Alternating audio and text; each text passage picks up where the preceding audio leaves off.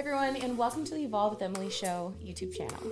The best way to support the show on this YouTube channel is to subscribe to the channel, like the video, leave a comment, and or share it with a friend. I hope that you guys enjoy this episode, and whichever way you choose to support the show, I just wanted to say from the bottom of my heart, thank you guys so much. I hope that today's message and episode brings some bit of positive change to your life. Hello, everyone, and welcome to the Evolve with Emily show. I'm your host, Emily Hayden, and today we have a really special episode. I don't know if you guys remember, but a few years ago, I did a series called Inspired by You. If you haven't listened to this series, you need to listen to it. It's where I interview you, the listeners, and I talk about your journey of evolving. Well, this year, I decided to do something very similar where I wanted to interview people who have decided to go on their own individual journey of evolving.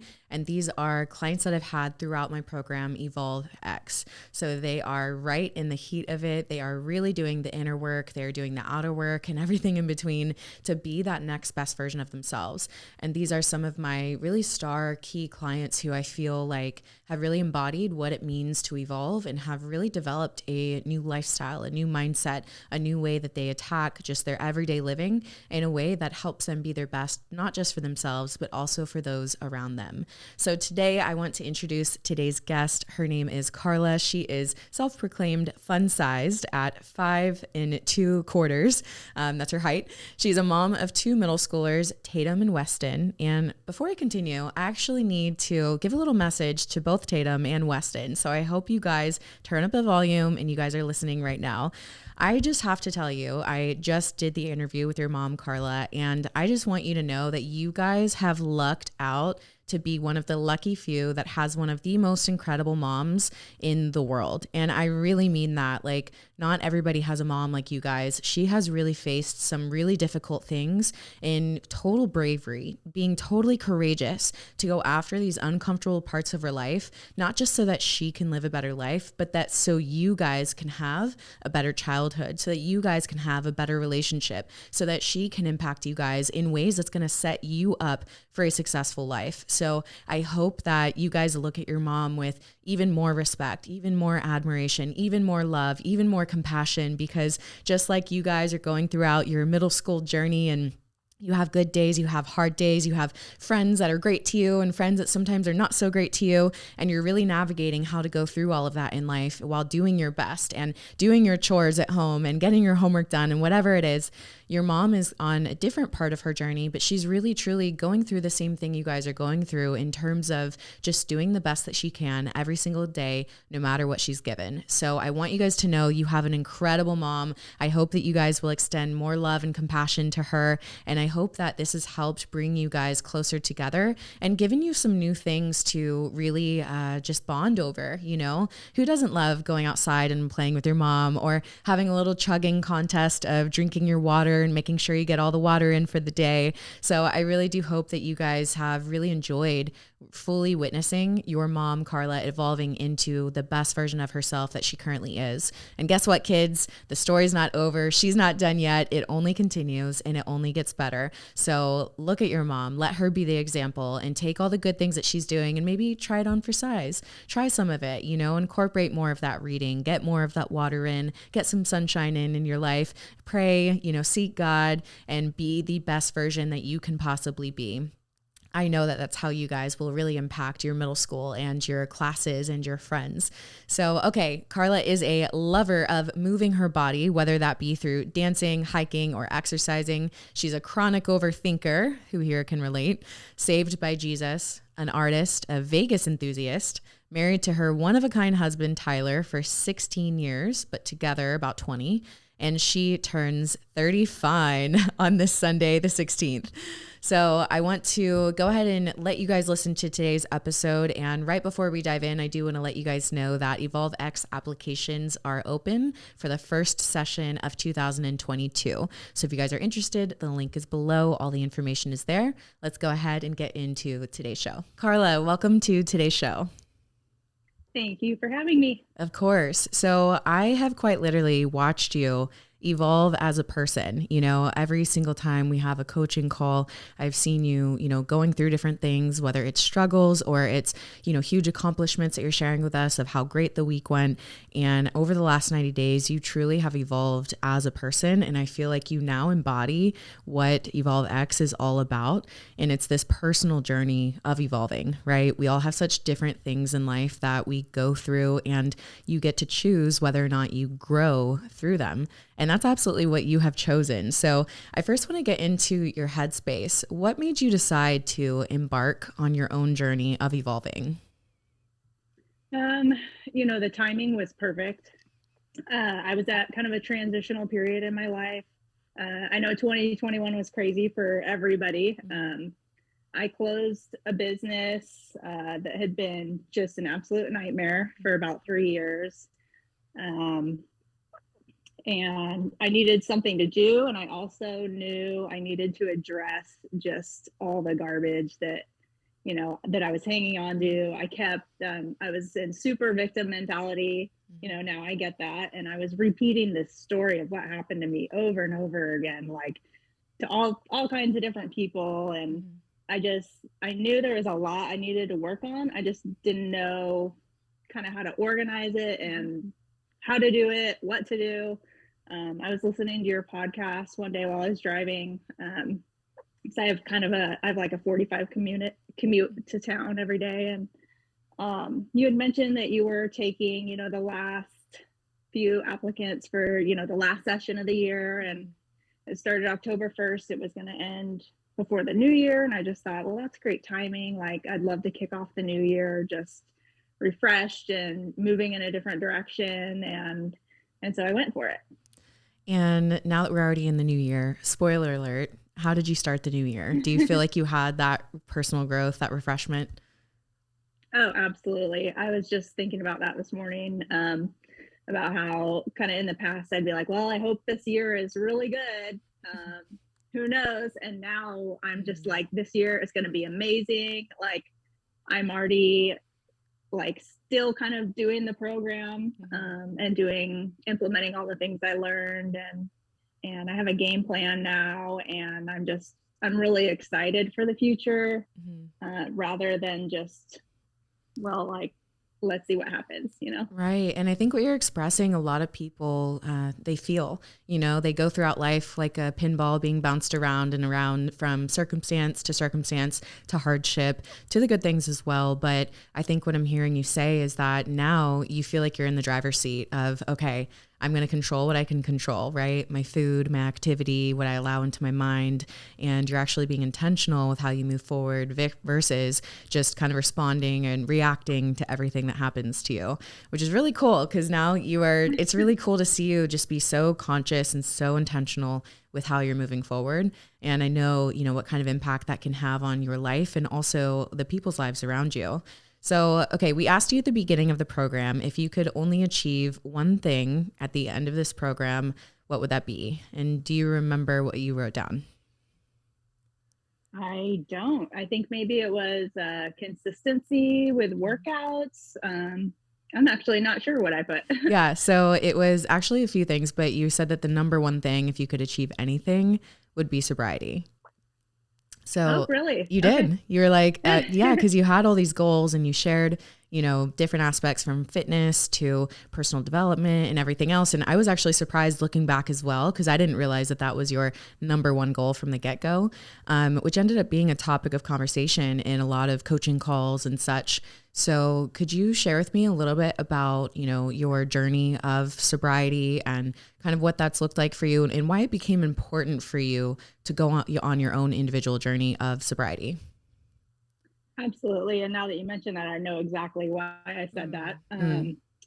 I've always been into personal development and goal setting and all that, but there wasn't a lot of fruit coming out of it, Mm. before all EvolveX. Um, but when you reverse engineer your goals and you work backwards, like, what do I have to do every day to reach this goal? Mhm. Um, always it came back to, I have to stop drinking so much. Mm. I have to stop getting high every single night. Mhm. Like, that's it, Mm. because the way my schedule is and my life is, like, I need to get up earlier to get these things done, these action things that will lead me to my goals. And, when you get high every night, for me, it's really difficult to roll out of bed in the morning. And, getting high and drunk, like I was just leaving so much time on the table, like, every evening. And not only that, but I started to recognize that it was affecting like every relationship. It was just a crutch for me, and I didn't want to go through life anymore, depending on alcohol and substances to get me through. So yeah. And I love that you tackled that head on, and you've done such an incredible job of that. I know it wasn't perfect. I know it was a struggle. I know you had moments of what felt like failure, but the truth is you always had that at the forefront, and you always came back like, okay, let's try again. Let's, put some action plans in place so that when I am in this certain circumstance or environment, I'll have a better chance of being successful.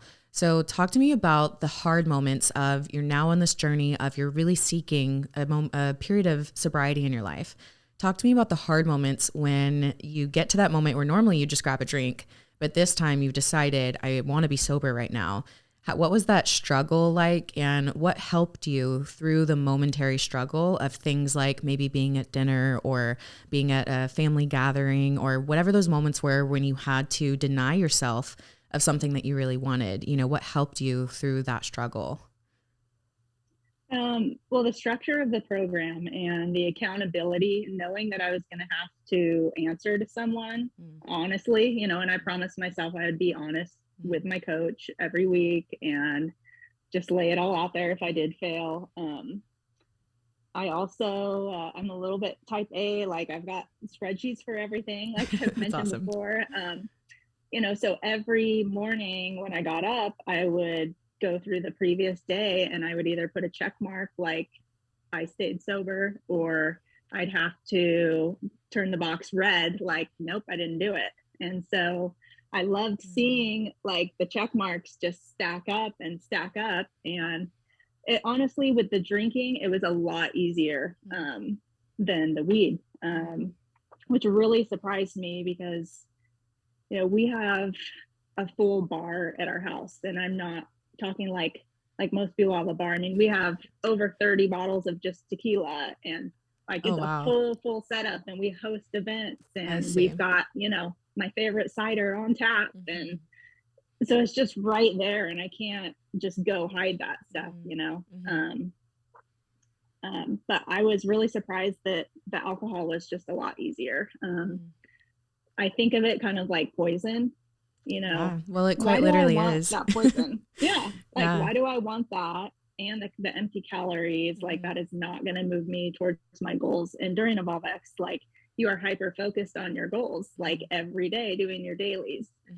So that was a lot easier. But with weed, when I was tempted, how I handled it was, my coach really encouraged me to slow down. I have a very fast-paced life with it's kind of chaotic sometimes, and just slowing down really helped me. I remember one night, I was really mad at my husband, and that would be a trigger. I used the weed to change my mood.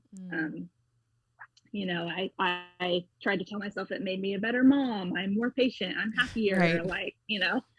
And so I remember that night, and I physically stopped so that I could like really focus on my thoughts. And I was like, I'm not going to make that same choice this time. Like I'm doing this program for a reason. And, I want it to produce fruit. I want to change my habits. And so I just kind of had to have a little pep talk with myself. Yeah.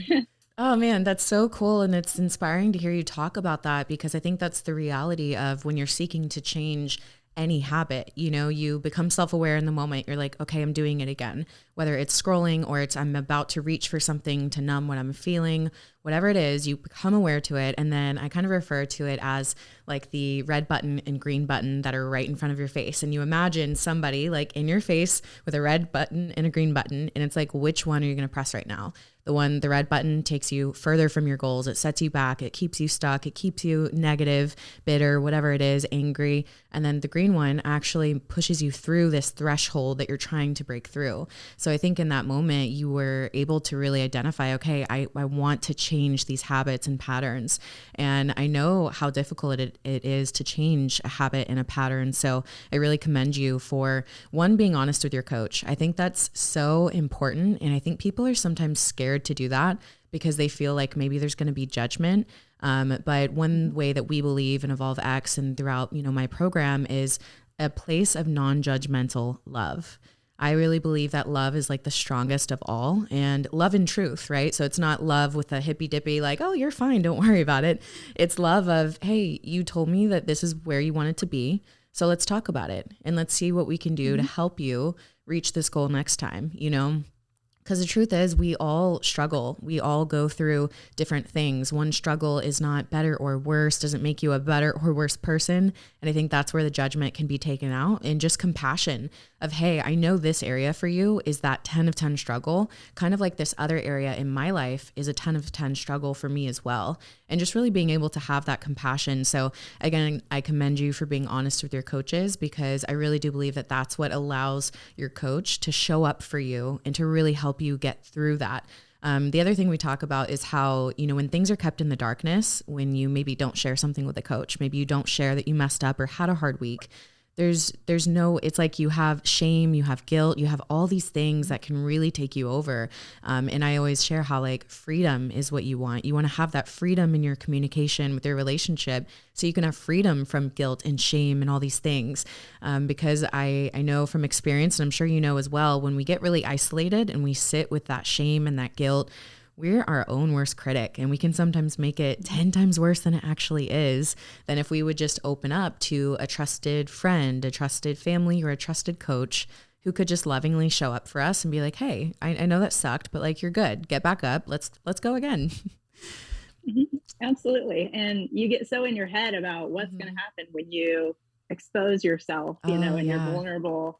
And, Amanda was just amazing. And there was zero judgment. And instead of just being like, okay, we'll try better next time, it was like, okay, so why do you think, why did this happen? There was a conversation about it. It wasn't just quickly swept away and try better, Yeah.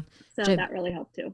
Yeah, that's incredible. So, okay, I went back and I read your mantra for the 90 days. And when I read it, I literally got chills. So I'm going to share it with everyone now. It says, and so for context for the people listening, we ask everybody at the very first week before they start anything, to make some promises to themselves that will carry them through some rough moments in the program, and also to create a mantra for themselves for the 90 days.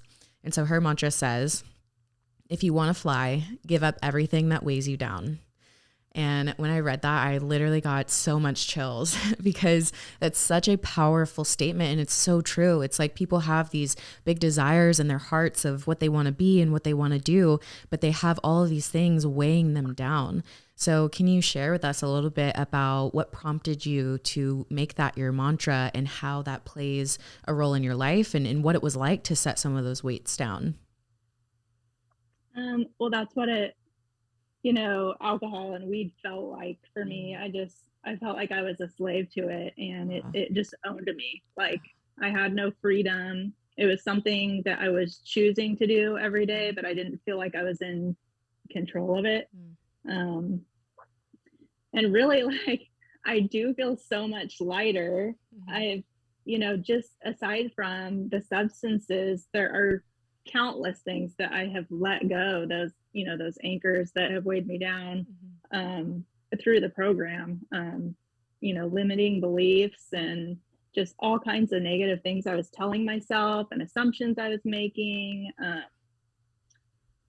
I don't know how to describe it. It if you've experienced it, but that feeling of when you let something go, I let go of, those feelings towards my former business partner from the business I closed. And I just, like, I care about him now in a weird way. Like, I have so much, like, he's had a painful life, and I understand like why he did what he did. And I just, letting that go was the biggest thing. But really, that was what we worked on every week. I mean, we addressed the hard stuff. Mm-hmm. And we put that as a focus of our life for 90 days, like Mm-hmm. not avoiding our stuff and dealing with it. And Mm-hmm. that's how, I was able to let that stuff go, was really turning my focus to that and addressing it. Yeah, and it takes somebody that's really brave and courageous to face these hard topics. Did you ever feel like when you came to the next week's topic, kind of like, oh God, like we have to address this? Or did you ever have feelings of like, oh, this is going to be so uncomfortable? I had some feelings like, I've never even thought about this before. Like, Oh, what are my wow. core values? Mm. What is my operating system that I operate out of every day? I've got my binder here. I'm kind of Oh, yeah. I love that you looking have the at. binder. um, Identifying limiting beliefs, and creating new truths. That was one that I had trouble with addressing. I think I knew that I had limiting beliefs. I've dealt with negative self-talk in the past with a therapist, Mm-hmm. and it was difficult. She had me do an exercise where I took the time to sit down at my computer and I started typing everything that was coming out of my mind, or all those thoughts in my mind, and it was just disgusting. Mm. Like, Wow. I had never really been super conscious of what I was telling myself before. And, looking at this list, it was all lies. None of it was true. It was full of assumptions. Um, but yeah, that was one where I was like, oh gosh, I'm gonna have to face myself Mm-hmm. and acknowledge that I'm at where I'm at right now, and I'm so stuck Mm-hmm. because of, it's my own fault. I've been in my own way. So Mm-hmm. Yeah. that was a hard week. Yeah, no kidding. Well, okay, so I want to take you to week 3. So we have weekly check-ins, week in reviews. So the purpose of that is to help the clients, cultivate this habit of self-awareness, right? So every week you're kind of taking inventory. You're saying, okay, how was this week? What did I learn? What am I implementing? And I think it's really dope because in week 3, you were already referring to yourself as the new me. And so I want to share just like a little part, just a little part of this check-in. So week 3 is when you threw out your back, and you Mm-hmm. had a pretty difficult week, and you were sharing how your initial feeling was to abandon ship on your other dailies. It was almost as if I was giving myself an excuse to take my foot off the gas. That is the old me. The new me does what I can with what I have. I don't give up on myself just because one thing isn't going my way. And I was just mind blown by the power that is in the statements that you are already speaking over your life in just 3 weeks. So, can you share with me like how you came to that realization that you, for example, like how did you become self-aware that you were in that old pattern of like, oh, I should just quit, I should jump ship, and what was that shift for you? Because it's pretty impactful that by week 3, you're already making these very firm statements towards yourself. Oh gosh, I was just so ready. I was so Mm. ready to change, and I was so sick of my own crap, Mm-hmm. I Mm-hmm. just so I was so ready to work really hard on it. And you are forced to be really self-aware during Evolve X. And Mm-hmm. so it was easy for me to identify those feelings that just come up right away. Like, I can't work out. I can barely move. Like, Mm. I can't meal prep now. I'm, on the floor laying on my back.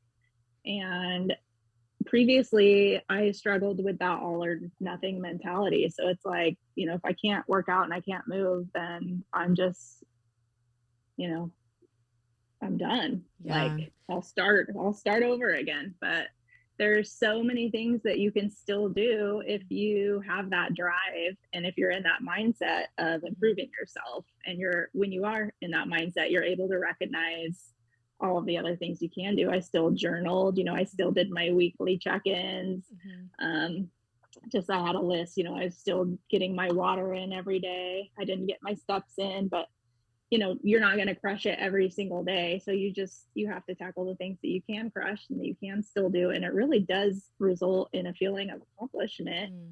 You know, the workout was just one part of my dailies of Mm-hmm. several. So, it's like that saying, if you get a flat tire, do you go and just puncture all the others? Totally. No, you just fix the one tire. Yeah, So, exactly. And I love that you use that analogy because I think a lot of people have that all or nothing mentality and they don't realize that if they would simply do the best that they can with whatever they have for that day, they could actually make a lot of progress that they're not making because they are going and puncturing those other tires. So I love that you were able to really just identify that so early on and take that action that was actually going to get you towards your goals. In week 7, you had a really big takeaway, and this is when we kind of went into the decision-making process. And the biggest takeaway you said from your audio mentorship was to create a decision-making process that requires putting yourself in the best headspace before deciding on something. And you also created some action steps that you had to make yourself a priority and spend a day to address goals, rules, progress, scheduling, excuses. So talk to me a little bit about week 7 and how impactful it was to put yourself first and to also create this decision-making process for you. well, I had never really heard about having a process to make decisions. So I really loved that audio lesson. I remember like exactly where I was when I was taking notes and Oh, that's listening to it cool. and everything. Um, and I really struggle with making decisions because I learned that I don't trust myself. I don't have confidence in my decisions, and I'd rather let someone else make the decision for me so that, if it doesn't work out, I can point the finger over there and say, Yeah. well, this really wasn't my fault. That's so honest of you. I think a um, lot of people can identify with that. mhm. um, so I just, I was realizing that I was still stuck in also people pleasing. And Mm, so it was really hard. It became really hard for me to like keep up with my dailies and, mm, set my new goals for the week and do these things. And I was like, I have to prioritize myself. I have to like pour into myself if I'm going to show up well for everyone else, mhm. otherwise I'm showing up resentful that I had to put all my stuff aside to, help you with your stuff or be there for you. And I just recognized that. And I made a plan that we have a motorhome and it's just parked on the side of our shop. And it's my mini apartment. It's become my escape. And I just would go out there and do my journaling and, my audio notes and just, I had to prioritize myself and I had to like tell my husband, okay, I need this time for me. I have skin in the game in this program. Like it's really important to me. And I'm sorry. It's really hard for me to say no to him. Mm-hmm. So, he's my provider. He always has been. Mm-hmm. And I just feel like I have to say yes. I owe it to him. That's my role in this relationship in a way. So that was hard, but I had new confidence Mm-hmm. through the program, and so I was able to just have that conversation. And Mm-hmm. he was like, "Oh yeah, go like definitely take care of yourself." And That's again, awesome. I worked it up in my mind that I was Right. going to get this negative reaction, and Mm. no, I didn't. Wow, that's incredible. And I think, that's a big part of the program is you're doing work on yourself, you're having these realizations, and oftentimes it comes into having hard conversations with people that you Mhm. love, a significant other, a friend, a family member, whether it's setting boundaries or creating space for yourself. So I love that you were able to, tackle this conversation and have a really positive outcome. I think, and it doesn't always work that way. Sometimes the conversation is hard and it doesn't turn out the way that you want it. And it's kind of a struggle that you have to go through of setting these new boundaries, prioritizing yourself. And there's like this transition period where the people around you have to start getting used to you saying no, and they Mhm. have to start getting used to you setting boundaries. So for everyone listening, don't be surprised if when you start communicating these things, if it doesn't go well the first time. But as a mom, as a wife, did you experience some sort of like guilt for taking time away from, say, like household things or your children or other things? And if so, like what kind of advice would you have to the moms that are listening right now that know they need to prioritize themselves? They know they're not doing it and they're worried about the guilt that's associated with it. What kind of advice could you give to the moms that are listening right now? Gosh, it's not new advice. It's the same thing that that I've heard a million times. And it's like, you have to do it. You have to prioritize yourself to be the best version of yourself for them. You know, you're taking care of yourself, not only for you, but for the people you love too. And my relationships with my kids and my husband, I mean, our marriage right now is the best it has ever been. Oh, And that's amazing. there, That's amazing. yeah. And you guys have been together, is it 16? Yeah, 16 years, right? We've been married 16 Married. and together 20 years this summer. Wow. So, Round of yeah. applause, everyone. I love to hear that. And the fact that it's better than ever, that is so incredible. And I think it's so encouraging to people that desire to have something that you have, you know, a long-term marriage and happy marriage, which I'm sure it hasn't been happy 100% of the time, like any relationship in life. But it's really, really good to hear that it's doing really well. And then also try to involve your family with what you're doing. You know, Cool. I told my kids, you know, I'm drinking this many ounces of water a day. And, you know, they'll sometimes ask me, are you done with your water yet? And, you know, get them to do workouts with you. Yeah. Sit down and, you know, part of my dailies was reading 10 pages of a self-improvement book every day. Well, my kids are middle schoolers, they have to read too. So it's like, let's sit down on the couch together and have our reading time. And so get them involved also, but also just fill them in on what you're doing. Kind of set the expectation also, maybe that you're not going to have as much time to, I don't know, help them with this or that, you know. And it was only for a season. It was only 90 days. Like doesn't have to be permanent. I don't have to withdraw from my family forever. You don't have to withdraw from your family at all, really. Yeah. Yeah, and I think that's really good advice to involve your family so they feel that they can be a part of it, also be a part of helping keep you accountable. I know kids are super honest. So when they're like, why aren't you drinking your water, mom? You know, I'm sure that helps.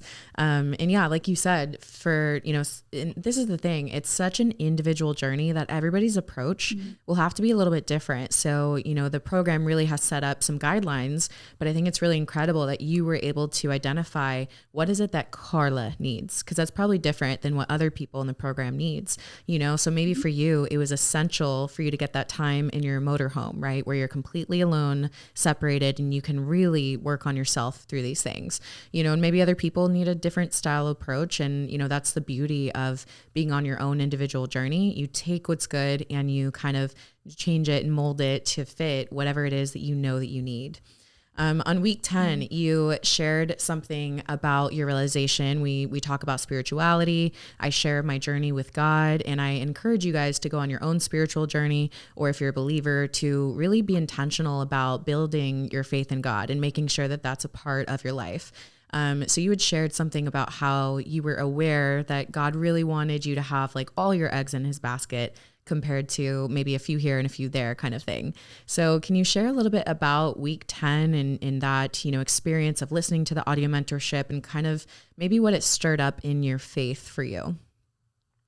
Yeah, actually, I think I wrote that down during the audio lesson. You had mentioned, I think it was about how like you can't be on the fence with God. Like you can't have like one foot on his side and one foot on the world's side. And really, that's how I've been living. And I realized that, you know, I had got my get out of hell free card. You know, I was saved, but I was living as, you know, Jesus is my savior, but not Jesus is my Lord and Savior, you know. Wow. And that's been hard for me. I haven't really totally dealt with that yet. I don't think that the majority of the people in my life would know that I'm, you know, that I'm a Christian and that I have this faith because I wasn't living it, you know. I'm getting high every night. I'm a party animal all the time. And I've changed a lot. I mean, my friends now and the people who are in my life now, they all share the same beliefs. So I've changed. I took inventory of my friends way earlier last year, and just realized that a lot of those friendships weren't really friendships. They were just like drinking buddies. And I just, I wanted to surround myself with people who were going to encourage my faith and encourage me to make good decisions with my life. I've got friends who will text me like, hey, pray this, over your husband tonight. And just, I never had that in my life before. It was like I lived one way on Sundays at church and I was a different person the rest of the week. And I think there's a lot of Christians like that, but the older I get, the more spiritual I think I'm becoming, and I want to draw closer to God. I recognize I kind of see a bigger picture now. I don't get so lost in my day-to-day life. And I realize what a big part he is in my life and in my day-to-day. And, I can look out the window and see trees and nature. And it's like, wow, like he designed that and created it. And like all these systems work together. And it's just really incredible. And, I just really want my faith to be a bigger part of my life as I move on, and actually set some new spiritual goals. Like that week, I want to be more involved in my church. My husband, he serves, like he drove the shuttle bus and he's on the security team. And now I want to get involved. I want to serve and be a part of it. And, I want to make sure I'm going to the women's Bible study every week and, rearranging my schedule so I can prioritize that. And, I want to have an outward showing of my faith. Wow, that's beautiful. That's really beautiful. And I really thank you for sharing so openly about where you've been, the realizations you've had, and kind of where you're at now and where you want to go, because I think this is like the realist picture to me of like what a Christian is, right? Like you find God, you get saved, right? And then you're still stuck in all of these patterns and ways of living that really are unfruitful. They're unfulfilling. They don't bring you the full fulfillment of your heart. They don't bring you full joy and full peace. And I think the natural thing as human beings is to go through this human experience, experiencing it for yourself, realizing it for yourself, and getting into a point where you're like, I want the peace. I want the joy. I want the happiness. And if that means not getting, drunk all the time, and if means not numbing myself all the time, and if it means all these different things, then let me realistically work, with God to create this lifestyle that really does reflect God's love, that really does reflect like what I believe in. And I think, going throughout this journey and having failures and missteps and having to recorrect your steps is just so real and it's natural. And I think that's what it actually looks like. I think sometimes people shy away from spirituality or faith or God, whatever it is, because they feel like they have to just like go from, one way to the complete opposite and be like perfect and all this stuff, right? And even the people that are living, very fruitful, fulfilled lives, they still have moments of weakness or failure or, essentially just not hitting the mark, essentially just not choosing the absolute best for them. And that's because we're human and nobody's perfect. So I love you sharing that, because I think there's a lot of people that can relate to that. And I think it'll be encouraging for people to say, I don't have to shame myself. I don't have to feel guilty. I can choose to start working on these things, because it's a process. You don't go from, drinking all the time to just not drinking at all and being quote unquote perfect. Like there's this real lifestyle journey that you have to go on. And if you prevent yourself from going on the journey just because of guilt and shame, it'd be really sad, because you would never experience the beauty and the fruitfulness and the joy. And like you're mentioning, the amazement of something just as simple as nature, so I'm really inspired and encouraged by your testimony. And I appreciate you sharing that part with us. Yeah, thank you. And I think that that's what it's all about, is that we are not perfect. We're not expected to be perfect. And that's why we need Jesus. Like that's kind of the whole point. Right. Exactly. It's interesting how it's kind of gotten twisted over the years. And, I think that's part of the challenge, is breaking through people's perceptions and breaking through their preconceived ideas and thoughts about religion, God, faith, and the whole thing, to be like, hey, no, all of that's a no. And the answer is like love and acceptance and a willingness and a heart to do better and to seek out what God's best is for you. I always try to ask myself, like, is this God's best? It's a hard question to ask, because when you're in certain environments and relationships and business things and whatever it is, asking that question, it's going to give you a real clear answer real quick. Okay, so week 12, you shared about becoming really self-aware of experiencing offense and what that was producing in your life.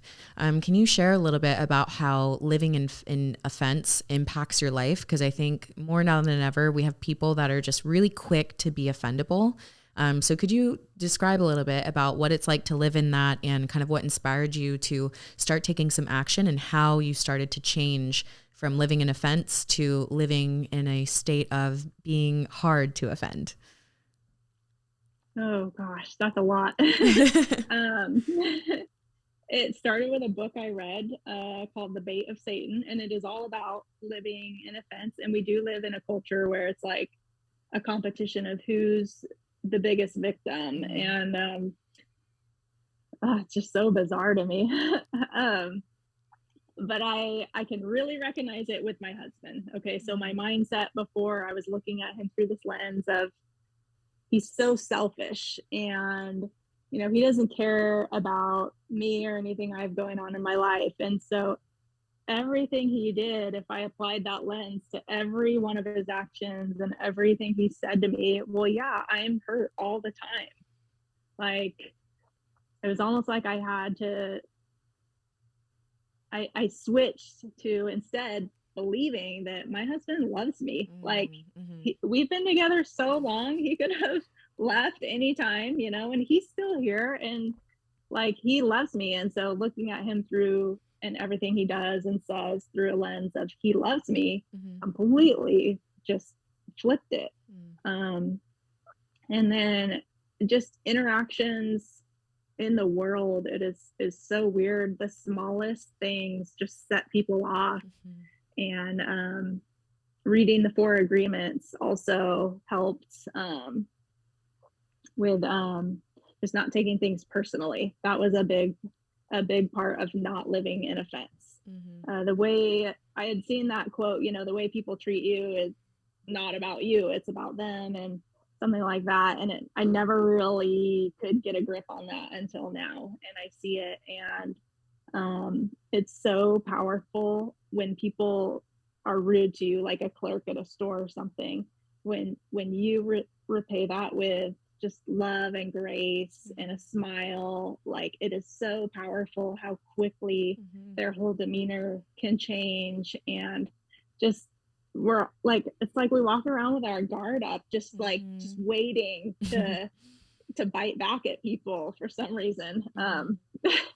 I can't even, I'm not sure exactly what your question was anymore, where I'm going with this, but I love it. I think it's so important to touch on. And it was talking about living in offense, and you're right on target with, what I was seeking to really describe here, which is when you really do understand that other people's responses and reactions, really, it's from what's inside of them. When you understand that, you're able to take whatever they give you and brush it off rather than take it to heart and feel like it's about you at all. It's when the clerk, like you said, at the store is rude or something, and rather than responding with the same thing, you respond with grace, compassion, and love. And then all of a sudden their demeanor changes, right? I always share this story about how when I was with my parents when I was a kid, and all us kids were out to eat with my dad, and this waitress was really rude the entire time. Like, still to this day, one of the most rude encounters I've had with a waitress, right? And so my dad was teaching us a lesson, and he was like, "What kind of tip do you think she deserves?" And we're like, "Well, probably not one at all. Like, she was so mean." And my dad goes, "Okay." And then he gave her a really big tip, and he was like, "This is grace. This is mercy. And you guys have all already received that. And she deserves that too." So, he really taught me in that moment that love is always the answer, and to respond with love, and to not cast judgment in when we have things that we could absolutely be judged for.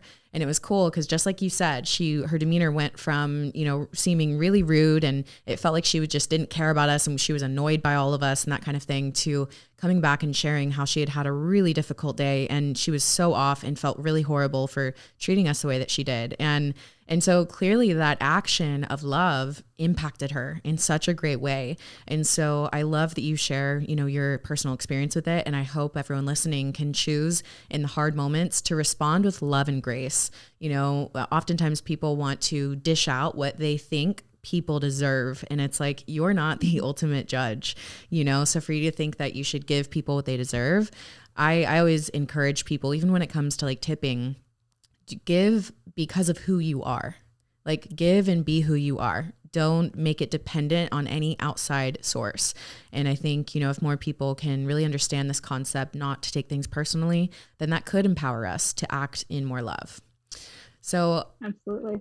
Yeah. Okay. So your word for 2022 is execute. And I love that. Can you share more about, just your inspiration behind that and your vision for 2022? Yes. Right behind me, I've got a whiteboard. I love the whiteboard. I've got lists on lists on lists, and I am a planner. I've got spreadsheets, I've got business plans, and I never do anything with them. I've got a list up there that I wrote probably at the beginning of last year of just things I needed to do around my house, just different projects. I've got boxes in my basement from when we moved here 3 years ago that I haven't even opened yet. Stuff like that. And I am a procrastinator. I love the planning, but I don't pull the trigger. And so this year I was like, I'm not doing that anymore. I want to, I don't want to focus on the planning. I want to focus on, like you say, taking messy action and just moving through all that.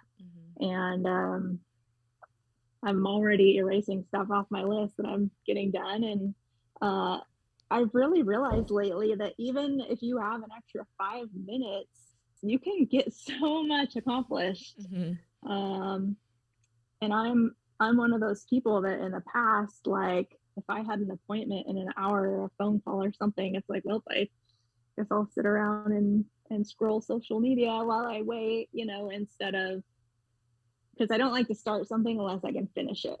And I'm a bit of a perfectionist also. And so that's a big roadblock. And so when you talked about taking messy action and, when you started your podcast and you just went for it, I love that. And that's what I want to implement in my life. I want to get rid of it needs to be perfect. It needs to go according to my plan and my list that I made. And I just want to get stuff done, and getting stuff done is way better than didn't even start because I was in my own way and it had to be perfect, Yeah, absolutely. And I know so many people can relate to what you're saying about doing the planning and wanting to have the perfect plan and do it the right way. But you really do have to realize when that's actually the thing, which is a great thing if you think about it, right? To want to plan and organize and to do things really well. It comes from such a great place.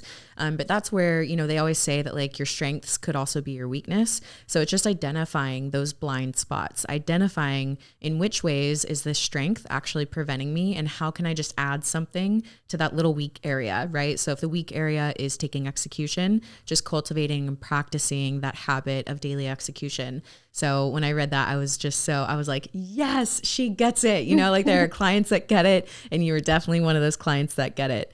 Okay, I wanted to ask you if somebody is considering joining Evolve X, but they're fearful for whatever reason. Maybe the sobriety challenge and requirement scares them. Maybe the dedication to actually showing up and facing these hard things scares them. Maybe it's a financial thing. What is something that you would share with them about, your experience now having gone through the whole 90 days? You can't live out of fear. You can't let that be your excuse for not doing something that is that if you pour yourself into that it's going to reap benefits. It's really easy for me on the other side to just say, well, just go for it. Like put yourself out there. I was, I researched the program and I've been following you for a long time.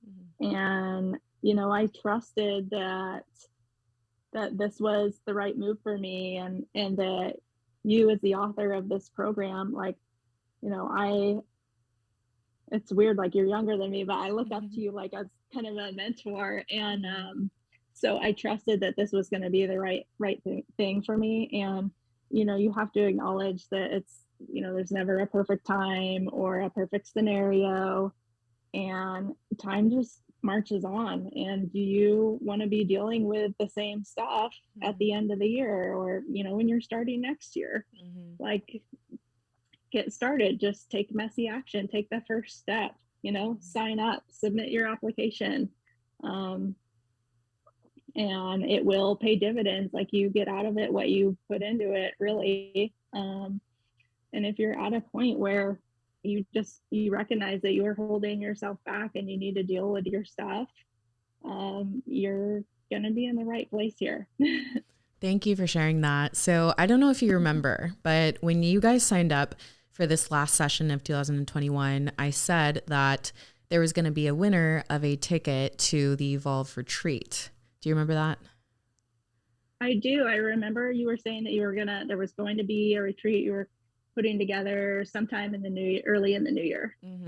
So we are finalizing dates. So I will definitely announce that as soon as we have dates. But I decided we had so many, really incredible clients that I decided to double that and have 2 free tickets. And Karla, you were a winner of one of the free tickets to the Evolve retreat. So thank you so much. Yes, of course. Oh my gosh. The community in Evolve X was such a big part of it. So to get the chance to be in person with other like-minded people who are, focusing on self-improvement and love, having a hustle to be better. I'm just so excited for that opportunity. So thank you so much. Of course. I think one thing that really stood out to me was that whether you were having a really good week or a really hard week, you just kept showing up. And I think that's something that, we really ask from our clients from the get-go, is to just submit your weekly check-in. Don't skip it because you feel guilty. Don't skip it because it was a bad week. Like, just show up. And if you show up, we will be with you. We will guide you along the way. And so I really just want to say thank you for showing up for not just yourself, but also for the community, because your presence in the community really did make a big impact. So thank you. Thank you for being a leader. Thank you for facing all the uncomfortable and for going on this Evolve journey. Oh, it was absolutely my pleasure. And I cannot wait to meet you in person. Yeah, same. Thank you. Of course. Okay. Well, thank you so much for being on today's show. Everybody say bye to Karla. And we will see you guys in the next episode. That's going to wrap up today's show. Thank you guys so much for listening in. And whether or not you become a client or not, I hope that you were able to gain some inspiration from some of Karla's story today. I know I left feeling inspired. I left feeling motivated and just excited to, execute on my daily actions. And so wherever you're at today, I hope that you can look and figure out, where is it that you can take some action today? Where can you step into execution? For some of you, that may mean clicking below and clicking the application to be considered for the next round of Evolve X. We do have a limited number of spots that are opening up. So if you are interested, get your application in. It is a first come, first served basis. And if you guys are a great fit, what we'll do is we'll reach out, we'll schedule a call, and we'll talk about it over the phone. So make sure to get your applications in, and hopefully we will see you guys in another episode of Evolve with Emily. Thanks, guys. Have a great one.